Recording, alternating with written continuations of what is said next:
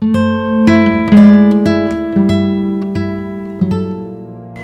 hirs, keinginan atau obsesi yang tinggi. Waria, ujungnya ria.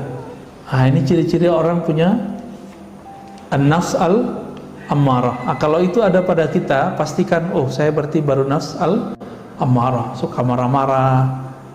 Nggak usah tinggi-tinggi Pak, berarti kita di bawah aja deh gitu. Nafs yang kedua, ini yang sering kita sebutkan, Allah bersumpah dengan nama ini, ya. La uqsimu bin nafsil lawwamah. Aku bersumpah, ya, tidaklah, ya, kata Allah, aku bersumpah dengan jiwa yang suka mencela.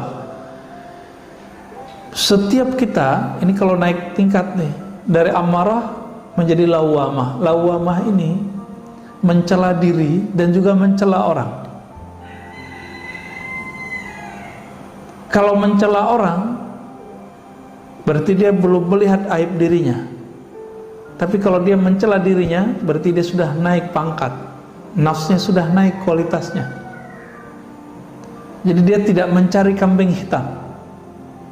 Kalau masih cari kambing hitam, turun lagi jadi nafs al-ammarah. Nah, nafsul lawwamah ini sudah mulai menyesali dirinya sendiri. Ternyata salah satu karakter jiwa kita, hatta nanti kalau masuk surga, itu bapak itu semua akan nyesel. Jadi surga, neraka itu negeri semua orang menyesal. Masuk surga aja nyesel Pak. Kok dulu lama main YouTube tapi kok nggak lama berzikir? Kok dulu suka jalan-jalan tapi tidak suka bersedekah? Kok dulu begitu semua. Bahkan para wali-wali Allah itu menyesal karena kurang ma'rifatnya kepada Allah. Apalagi kita, ya. Ini nafsul lawwamah. Kalau dia sudah bisa tidak menyalahkan orang lain, dia mulai menyalahkan dirinya. Nih coba lihat, kita kalau satu tim kerja, terus ada masalah, kita nyalain orang apa nyalain diri? Kalau masih nyalain orang, mesti nafsul amarah. Tapi kalau sudah menyalahkan diri, lalu kita perbaiki, langsung dia naik menjadi an-nafs al-mulhamah. Jiwa yang dapat inspirasi, tapi inspirasi itu dua. Fa'alhamaha fujuraha wa taqwaha. Allah itu memberikan bisikan kepada manusia, silakan dia memilih. Ada yang baik, ada yang buruk. Itu pilihan kita. Pilihan inilah yang dipertanggungjawabkan nanti di akhirat. Tidak Allah cuma kirim sinyal, silakan kita pilih. Jika kita memilih kebaikan, lalu menahan diri dari keburukan, dicobain istiqomah. Biasanya 40 hari istiqomah, orang bisa langsung naik ke an-nafs al-mutmainnah. Apa arti mutmainnah? Jiwa yang sudah stabil, nggak labil lagi. Jadi kalau yang mulhamah ini, karakter mulhamah apa? Tidak bisa mandiri dalam kebaikan. Jadi kalau dia di komunitas orang-orang yang jahat, dia jadi jahat. Di komunitas orang baik, dia jadi sangat baik. Itu mulhamah. Kalau sudah bisa mandiri, istiqomah, dia sendiri, dia rame, karakternya tidak berubah. Dia tetap cenderung kepada yang baik. Berarti dia sudah naik menjadi mutmainnah. Nah, silakan dicek Pak. Diri kita, badan kita, pikiran kita udah masuk kemana nih? Ya. Kalau nggak ada orang di rumah, sholatnya selama ketika ada orang nggak? Ketika sholat sunat di rumah, itu sebanyak sholat sunat di masjid nggak? Gitu. Karena apa? Ketika orang itu sudah mandiri secara rohani, maka dia tidak bergantung dengan pengawasan orang. Yang dia butuhkan adalah merasa diawasi oleh Allah Subhanahu wa ta'ala. Apa jalan pintas dari nafs ammarah biar langsung ke mutmainnah? Jalan pintasnya cuma satu. Ini yang dikatakan dalam surat Ar-Ra'd ayat 28 yang sering kita baca. Ala bidzikrillah tatma'innul qulub. Ketahuilah, hanya dengan menyebut nama Allah, kita tambahkan sebanyak-banyaknya, maka dia bisa langsung naik ke menjadi mutmainnah. Jiwa yang tenang itu, kalau dia istiqomah di sini, maka dia akan mulai meridhai kehendak-kehendak Allah. Meskipun nanti, ini mohon maaf, mutmainnah ini bisa jadi Allah jebloskan lagi masuk ke dalam maksiat. Dia apakah putus asa kepada Allah atau dia cepat berpulang kepada Allah? Dijebak salah, apakah dia masih menyalahkan orang atau kemudian dia menyalahkan dirinya sendiri lalu memperbaikinya? Ini nafsu mutmainnah itu masih diuji, Pak. Masih diuji. Maka salaful Nabi pun diuji. Nabi Yusuf itu pernah bercermin. Dia mikir, kalau saya jadi budak harganya berapa nih? Merasa cakep deh. Bener, Allah buat skenario, beliau dibuang ke sumur. Itu bukan sumur kayak sumur di Indonesia. Sumur di sana itu kayak telaga aja. Ya, dibuang ke sana. Terus apa yang terjadi? Dipungut oleh orang, dijual, dan harganya murah. Itu ujian Nabi Yusuf, karena dia pernah kagum melihat wajahnya, maka dia diuji dengan wajahnya. Oh, kita berapa kali Pak diuji? Ya. Nabi Musa alaihissalatu wassalam, ketika beliau diuji satu pertanyaan, adakah orang yang lebih alim darimu hai Musa? Apa jawaban Nabi Musa? Enggak ada. Maka diuji dengan Nabi Khidir. Nabi Allah Khidir ini membuat satu perbuatan yang semua perbuatan itu diharamkan secara hukum oleh hukumnya Nabi Musa. Itu ujian paling berat Nabi Musa. Maka kita nanti akan diuji dengan apa yang kita suka. Nabi Ibrahim itu setelah punya anak, beliau kemudian merasa lega. Oh, alhamdulillah punya anak. Tiduran nih Pak. Tiduran, molornya kelamaan, sehingga lewatlah waktu bermunajat kepada Allah. Disitulah kemudian Allah datang dan memberikan wahyu, anakmu sembelih. Dia nggak percaya, wah kayaknya halu nih ya. Besok begitu lagi, sampai 3 kali, baru kemudian dia mengiyakan dan dia mendatangkan anaknya, karena dia tahu dirinya Nabi. Mimpinya Nabi wahyu atau bukan? Ya, kalau bapak yang mimpi nggak wahyu ya. Bapak mimpi nyembelih anak, itu nggak boleh diamalkan itu. Itu namanya sedeng itu ya. Nabi Ibrahim itu cuma diuji. Kenapa? 80 tahun menunggu anak, dikasih anak, keasikan, kelelahan, lupa munajat. Itu sekelas Nabi Ibrahim diuji. Allah cemburu. Kok di kolbu Nabi Ibrahim ini sudah mulai ada gangguan nih, kira-kira begitu. Tapi seorang Nabi sebenarnya tidak akan terganggu. Allah uji saja. Diuji dengan apa? Anaknya suruh ambil, disembelih. Nah, ini agak ekstrim memang. Allah menguji Nabi Ibrahim itu agak sedikit keras. Kenapa? Karena Nabi Ibrahim akan diabadikan namanya dalam sholat kita. Allahumma salli ala Muhammad wa ala ali Muhammad kama sallaita ala Ibrahim wa ala Ibrahim. Boleh pakai Sayyidina, boleh tidak ya, kita abadikan terus Pak namanya.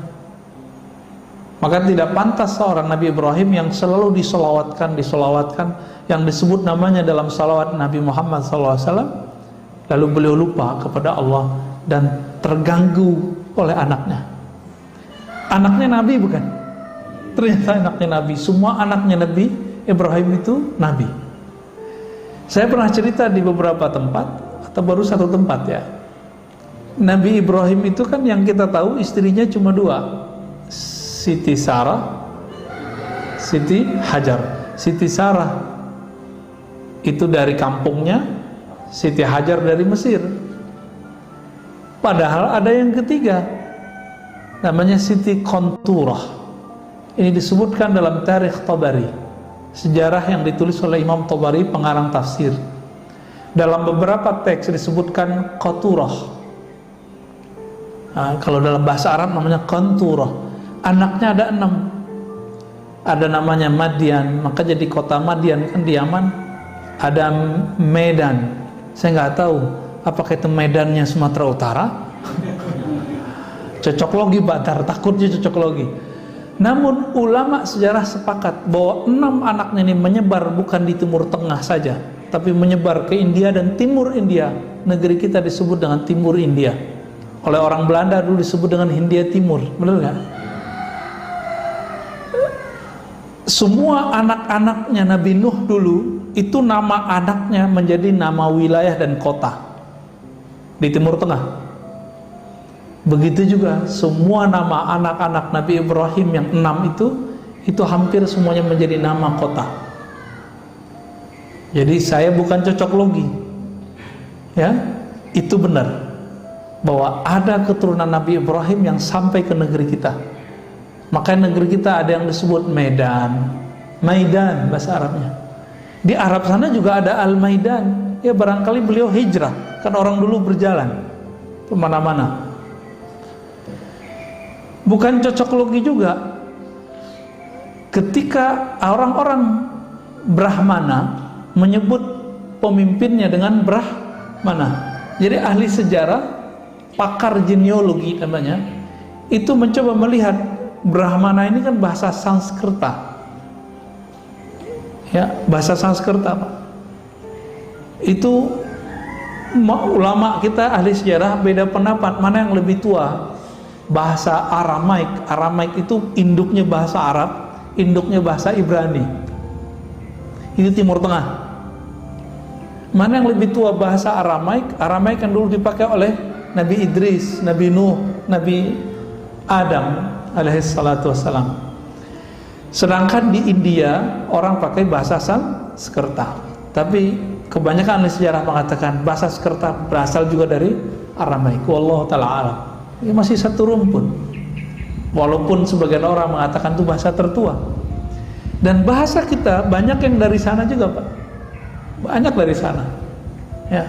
Dulu sebelum negeri kini ada negeri Melayu, ya, kerajaan-kerajaan Melayu, kerajaan Majapahit, Sriwijaya. Tulisan-tulisan yang ada di prasasti itu kan tulisannya tulisan Palawa, tulisan Palawa, bahasanya Melayu. Udah bercampur, kalau di Jawa ada Kawi, ya, ada tulisan Hanacaraka, semuanya pengaruh dari sana. Maka ini besar kemungkinan memang itu namanya Sayyidah atau Siti Qanturah, itu melahirkan Bani Jawi jika benar ungkapan ini, ya. Jadi kita beruntung juga, Pak. Tapi hidungnya pesek-pesek, ya. Ya emang begitu. Udah iklimnya kali, wallahu a'lam.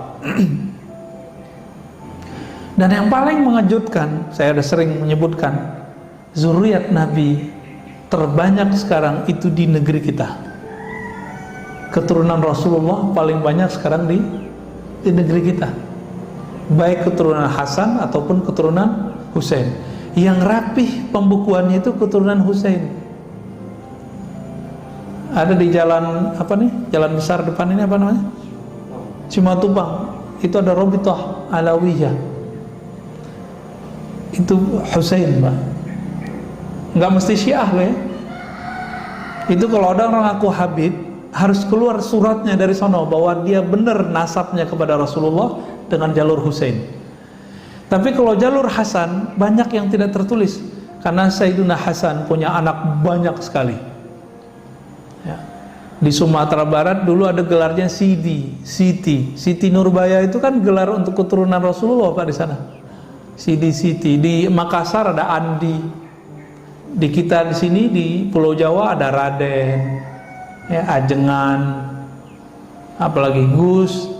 Maka jangan sembarangan, Pak, ngasih nama gelar Gus, ya. Gus itu keturunan kiai. Kebanyakan kiai di Jawa itu campuran nikah dengan zuriat Rasulullah Sallallahu Alaihi Wasallam. Jadi jangan sembarangan ngasih nama Gus. Walaupun saya punya 1000 pesantren, saya nggak punya hak, Pak. Kalau bapak saya, mbah saya bukan kiai. Sama. Walaupun jenggot saya panjang, sorban saya tebal, pakai gamis kemana-mana, tidak akan berhak dipanggil Habib. Tapi jangan sedih dulu. Habib itu kan dua. Ada Habib jisim jasmani nasab, ada Habib ruhani. Siapa Habib ruhani? Orang-orang yang mewarisi ma'rifatullah yang ada di qalbu Nabi. Nah, itu yang asli, Pak. Mereka ini nanti yang menjadi keluarga Nabi yang sebenar-benarnya.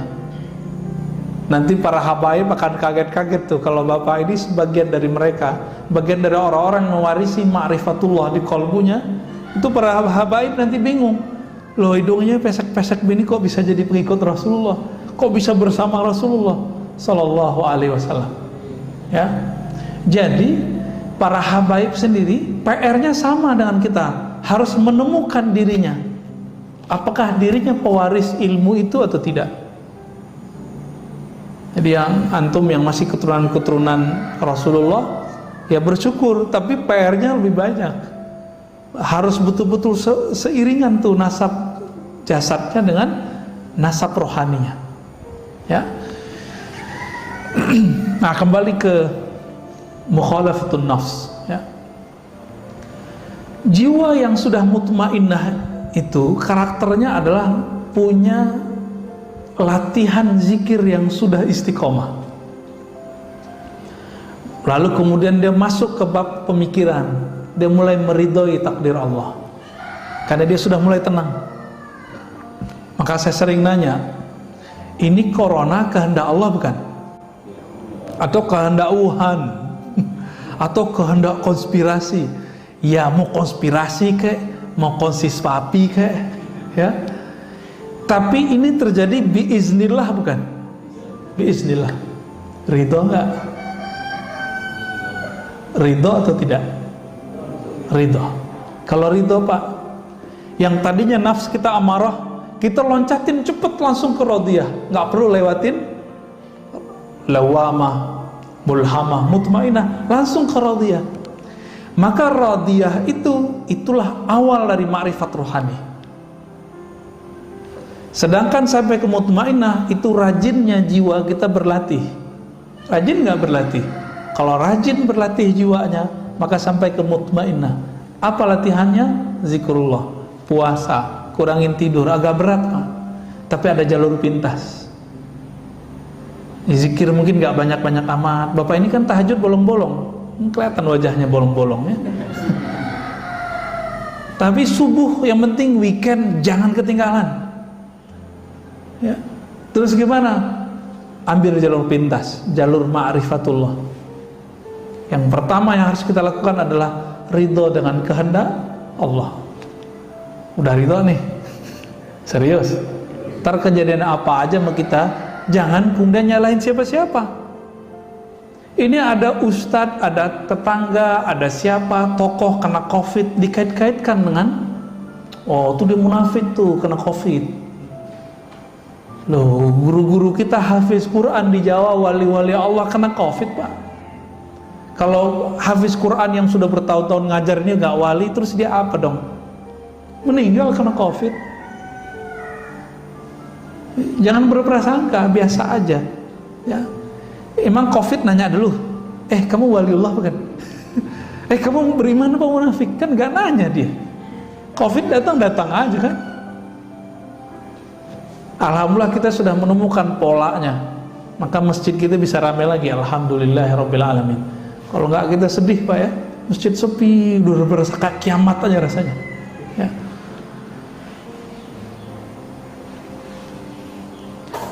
Itu kalau sudah ridho, dan ini persepsinya kalau sudah konstan, saya ridho, ridho dengan semua kehendak Allah.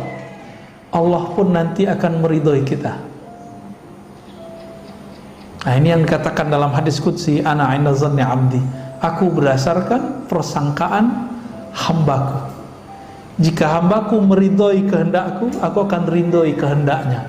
Kalau Allah sudah ridho sama kita, mohon maaf, meskipun kita pemaksiat, Allah kalau sudah ridha, Allah selamatkan, Pak. Itu kelebihannya, ya. Tidak pernah menyalahkan orang, tidak apalagi menyalahkan Allah. Ini kan kesalahan kita kan, suka menyalahkan Allah. Sering ngomong Allah nggak adil, itu ulang lagi syahadatnya, Pak. Jadi siapa saja antum mengatakan, ya, Allah tidak adil, Allah tidak adil, ini bahaya. Ini orang seperti ini mesti diulang syahadatnya, karena dia menolak salah satu nama Allah, Al-Adlu, ya. Allah kan adil, maha adil. Baik, kita coba lihat bagaimana ulama dulu mencoba melatih jiwanya. Ini nggak ada nggak kuat, Pak. Saya nggak kuat ngikutin ini. Saya cerita aja, ya. Imam Sari Sakti 40 tahun menahan dirinya untuk tidak memakan atau mengkonsumsi sesuatu yang itu bersumber dari syahwatnya. 40 tahun, Pak. Percaya karomah nggak? Percaya? Kalau ada orang zikirnya sudah istiqomah, tiba-tiba sejadahnya naik, percaya nggak? Percaya? Oke. Baru saya bacain, Pak, isinya. Kalau nggak percuma kita berceritain, ya. Waruya rajulun jalisan fil hawa. Diperlihatkan suatu waktu ada seseorang yang soleh, ketika dia berzikir sajadahnya naik. Jadi cerita sajadah naik bukan cerita 1001 malam doang. Aladin itu emang ada pak kejadiannya, cuma bukan pakai om jin, ya. Faqila lahu bimanilta hadza, wahai tuan yang soleh, dengan amalan apa engkau bisa mendapatkan derajat sehingga kalau zikir badanmu langsung naik? Apa jawaban beliau? Taraktul hawa fakhara lil hawa. Mirip, ya, taraktul hawa, aku tinggalkan keinginan hawa nafsu, hawa, fasakhara lil hawa, lalu Allah kemudian menundukkan hawa. Hawa itu udara, bisa melambung kayak avatar. Avatar Eng, ya. Tuh pada nonton, ya. Sama aja sama bocah-bocah, ya.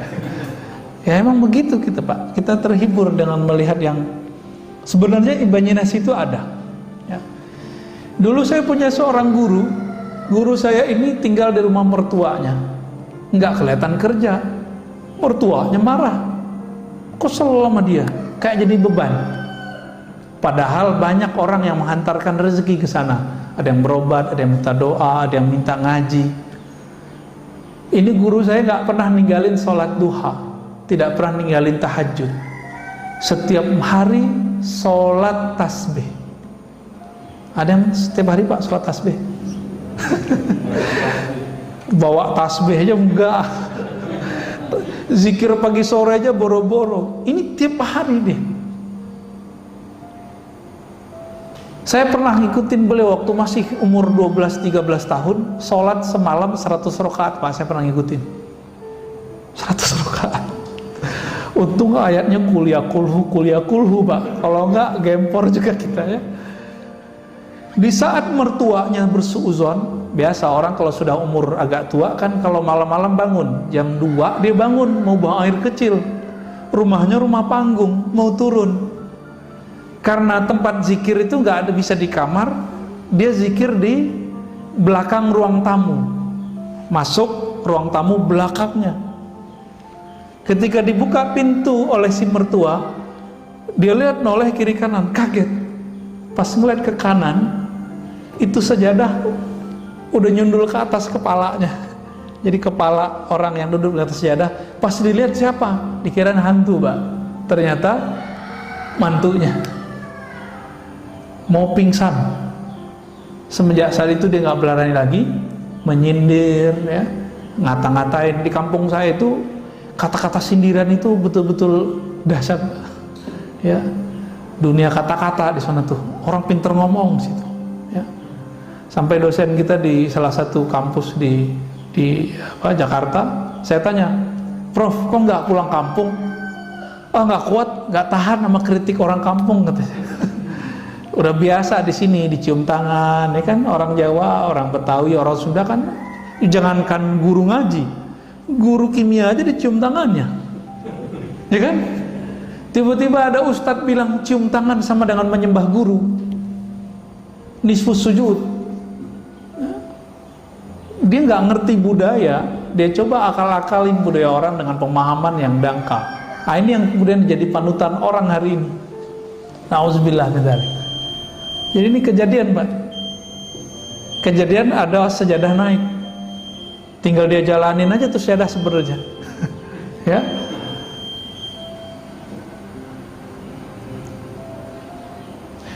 Jadi ibadah paling tinggi apa? Bukan banyak sholat, Pak. Apa ibadah paling tinggi? Zikir enggak juga. Ibadah paling tinggi melawan hawa nafsu. Itu ibadah paling tinggi. Kalau sudah sanggup sampai ke sana, maka ruhnya kemudian merdeka.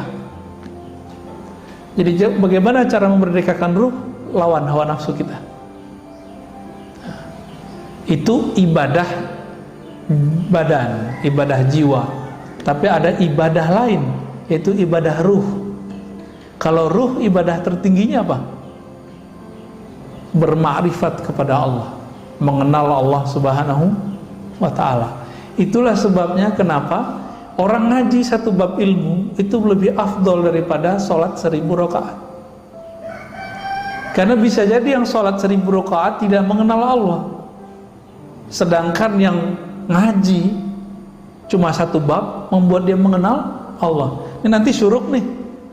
Antum yang belum paham juga pasti sholat syuruk duluan, gak mau dengerin ngaji, tinggalin aja. Nanti coba kita lihat aja, Pak.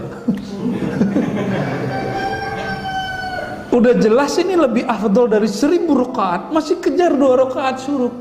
Katanya Ustadz, itu haji dan umrah sempurna. Lah itu kan hadis nggak sahih. Yang sahih kan ini. Itu hadis paling tinggi cuma hasan li ghairihi, nggak sampai Pak sahih. Tapi kita doyan, kita ini mohon maaf, terobsesi mengejar pahala. Lupa bahwa pahala tertinggi itu ada di ruh. Ruh kita, karakternya cuma satu aja, dia suka mencari ilmu. Bapak kalau nggak ada ruhnya bercahaya ini nggak akan berani duduk lama di masjid, pasti takut corona. Ya gak? Tapi karena ruhnya itu kuat, kita dibentengi Allah, Pak, tenang aja, Allah bentengi. Orang kalau nggak takut corona, apa yang terjadi? Karena hobi dengan nafsnya, rame Pak mall. Malam tadi saya kan belum sempat tidur kecuali di mobil nih tadi, karena ada yang nganter pulang. Tahu-tahu udah nyampe aja di rumah jam 3:30 ya. Jam 2:30 kita jalan dari Jakarta Timur dekat Bekasi, nyampe di rumah 3:30. Ya, itu aja tidur aja tadi tuh 1 jam ya, 1 jam kurang malah. Ketika saya tidak mengikuti gerakan ruh, saya malas loh Pak kesini. Kenapa? Mendingan tidur ya. Saat kita jalan malam-malam itu, orang masih ramai Pak di luar. Nggak ada orang takut corona hari ini. Orang takut karena tidak keluar, dia tidak bahagia. Jadi kehendak nafs aja bisa mengalahkan takut corona. Masa kehendak ruh kalah? Tapi ya buktinya begitulah ya. Cuma ya masjid kita jangan penuh-penuh amat, ntar jadi ramai juga Pak. Udah begini-gini aja udah. Ya segitu-gitu udah cukup lah, alhamdulillah. Apa kata Imam Ibrahim Al-Khawas? Man taraka syahwatan falam yajid samarata tarkiha fi qalbihi fahuwa kadhib. Orang yang mencoba meninggalkan salah satu kehendak nafsunya tapi tidak ada efek rasa manis di dalam jiwanya, berarti dia masih belum sungguh-sungguh. Fahuwa kadhib. Contohnya nih, puasa terasa lelah, terasa jadi beban, berarti puasanya belum sungguh-sungguh. Kapan puasa terasa nikmat? Kalau sudah sungguh-sungguh. Ini Allah kenapa Pak kasih kita amalan puasa? Karena kalau nggak dikasih puasa, satu teguk pertama waktu berbuka itu nggak akan pernah kita ingat. Jadi supaya kita menghargai satu teguk itu, Allah suruh kita berpuasa dari terbit fajar sampai terbenam matahari. Maka orang-orang yang sering menahan kehendak nafsnya, jiwanya itu, dia akan menikmati hidup di dunia meskipun dapatnya sedikit. Tapi orang yang mengikuti, menuruti semua keinginannya, mau dikasih berapa aja nggak akan puas. Ya.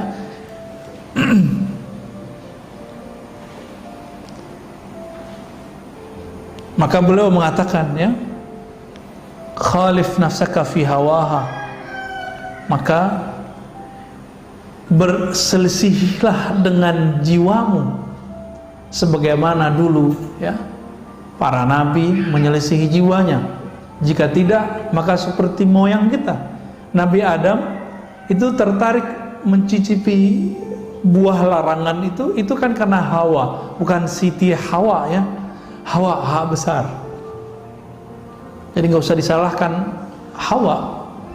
Itu Nabi Adamnya penasaran gitu. Tapi itu semua skenario, ya. Skenario kenapa? Sebelum itu terjadi, Allah sudah ngomong, Allah sudah sounding kepada malaikat, hai para malaikat, aku hendak menjadikan khalifah di muka bumi.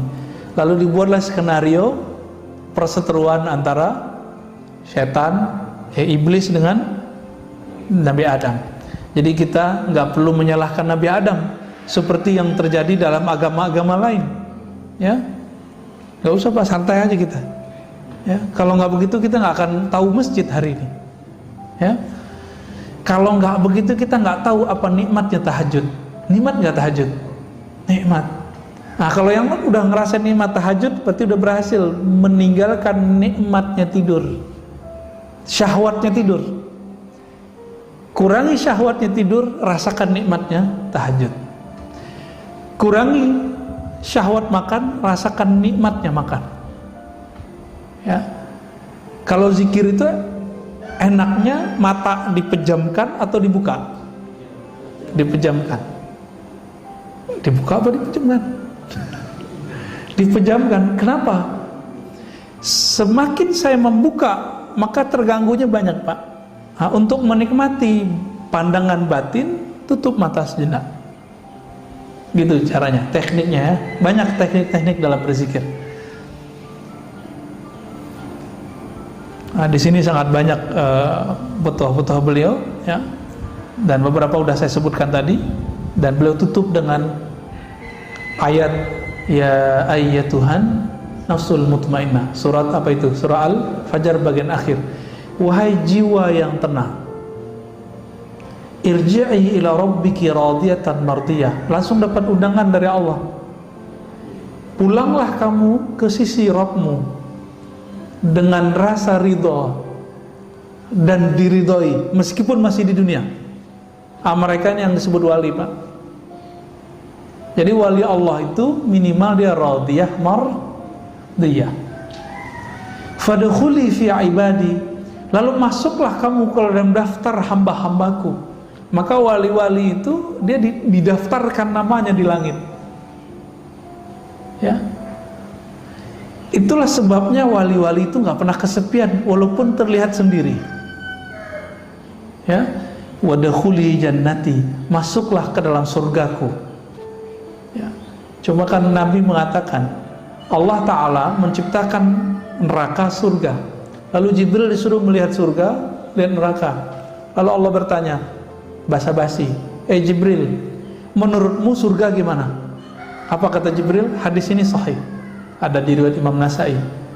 Ya Rob, seandainya orang tahu apa isi surga, maka tidak ada yang akan lari darinya, pasti mengejar surga. Ditanya lagi, kalau neraka gimana? Maka pergi dia ngeliat neraka, balik. Ya Rob, seandainya orang tahu isi neraka, maka tidak akan ada yang berani mendekatinya.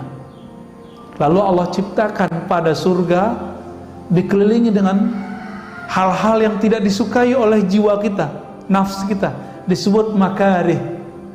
Wa huffatil jannatu bil makarih, maka surga Allah balut dengan hal-hal yang tidak disukai oleh hawa nafsu. Wa huffatin naru bisyahawat, lalu Allah balut, Allah hiasi neraka itu dengan syahwat-syahwat, keinginan-keinginan rendahan. Lalu Allah tanya lagi Jibril, apa kata Jibril? Ya Rabb, kalau begini balutan surga, mungkin gak ada yang sanggup memasukinya. Ngelihat langsung pergi. Dilihat lagi neraka, apa kata Jibril? Ya Rabb, kalau begini gak akan ada yang selamat. Tuh bahaya gak Pak? Jadi kalau bukanlah karena rahmat Allah pada diri kita, kita gak selamat. Jadi walaupun kita sekarang taat atau apapun, jangan pernah merasa diri kita yang taat. Semuanya rahmat dari Allah. Bisa keluar dari maksiat itu karena rahmat bukan? Atau karena kita hebat? Saya yakin bukan karena kita hebat, Pak. Sehebat-hebat orang, sehebat-hebat Barsisa, Barsisa itu tadi sama. Itu zikir ngawang deh. Karena saking terkenalnya si Barsisa ini, maka datanglah banyak jamaah. Udah gak muat, kata Barsisa, ente duduk di atas. Dulu belum ada lantai 2. Di atas itu maksudnya apa? Berlapis-lapis Pak. 1, 2, 3, sampai kemudian ke bagian yang tinggi. Apakah dia waliullah? Belum tentu. Kenapa? Karena dia merasa begitu, merasa taat dengan riyadhahnya, latihan-latihan dirinya, maka dia tidak jadi kekasih Allah. Kalau dia kekasih Allah, pasti Allah selamatkan ketika maksiat. Terjebak maksiat nggak Barsisa? Terjebak. Kita ini kan tidak ada yang terjamin nanti nggak maksiat, benar kan? Maka mintalah rahmat Allah. Maka Nabi berdoa, nih silakan diamalkan doa ini Pak. Allahumma rahamni bitarkil ma'asi. Ya Allah, rahmati aku, sayangi aku dengan meninggalkan maksiat. Setiap hari sekali aja baca doa ini. Allahumma irhamni bitarkil ma'asi. Kalau bukan karena rahmat Allah, kita nggak sanggup meninggalkan maksiat. Berarti bisa taat karena rahmat Allah juga. Inilah hakikat kalam Nabi. Tidaklah masuk surga seorang kamu kecuali dengan rahmat Allah.